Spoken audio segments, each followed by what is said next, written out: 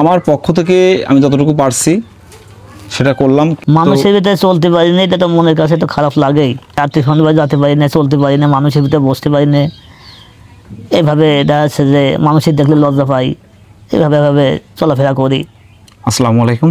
ইকবাল ভাই জন্মগতভাবেই এমন, আমরা চলার পথে এই জাতীয় মানুষকে অনেকেই দেখতে পাই।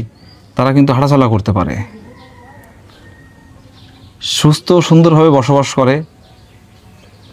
কিন্তু ইকবাল ভাই যেমনটা, উনি কিন্তু আসলে শুধু শারীরিক প্রতিবন্ধী না, উনি অসুস্থও বটে।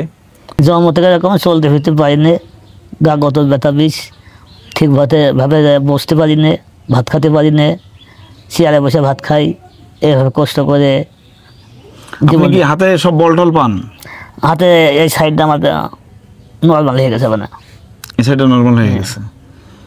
আচ্ছা, আপনি হাঁটতে পারেন সুন্দর করে?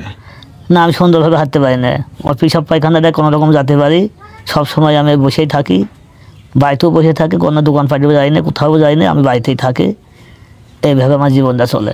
বৃষ্টির সময় দেখা যাচ্ছে বৃষ্টির পানি গায়ে পড়ে, ঘুমাতে পারি না, এমন দেখা যায়। আপনার দিন চলে কীভাবে ভাই এখন? দিন চলে মানুষের কাছে হাত পাইতে যাই, দুটো রোজগার করে আনি। মানুষের ভিতরে চলতে পারি না, এটা তো মনের কাছে তো খারাপ লাগেই। রাত্রি সন্ধ্যায় যেতে পারি না, চলতে পারি না, মানুষের ভিতরে বসতে পারি না। এভাবে এটা হচ্ছে যে মানুষের দেখলে লজ্জা পাই, এভাবে চলাফেরা করি। আমাদের পরিচয় একটাই, আমরা মানুষ। কিন্তু মানুষ হয়ে যখন মানুষের ভিতরে মিশতে লজ্জা লাগে, তখন আসলে কি সে মানুষ থাকে? গর্ভবতীর থেকেই মনে করেন মানুষের কাছে হাত পাইতে এইভাবেই জীবনটা ছেলে কাছা বাচ্চা কাছা মানুষ করেছি, এরকমভাবেই চলাচলে। ছেলে মেয়েরা দেখেন আপনারে? ছেলেমেয়েরা দেখে না, তারা গরিব, তাদের কিছু দিতে পারিনি, তারা আমার কীভাবে দেখবে?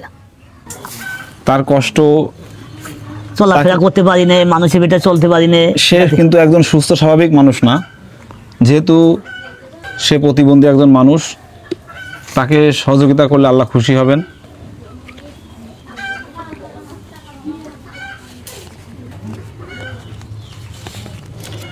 আমার পক্ষ থেকে আমি যতটুকু পারছি সেটা করলাম। কিন্তু আপনাদের কাছে অনুরোধ থাকবে, দাবি থাকবে, এই মানুষটার পাশে আপনারা দাঁড়াবেন, সহযোগিতার হাত বাড়িয়ে দেবেন। প্রতিবারের ন্যায় আপনারা আমাদের সাথে যেভাবে থাকেন, আশা করি এই প্রতিবন্ধী মানুষটা সুস্থ স্বাভাবিক মানুষ না, এই মানুষটার পাশে আপনাদের অবশ্যই দেখতে চাই, আপনাদের ভালোবাসা দেখতে চাই। তো ভালো থাকবেন, আমাদের জন্য দোয়া করবেন। খুদা হাফেজ।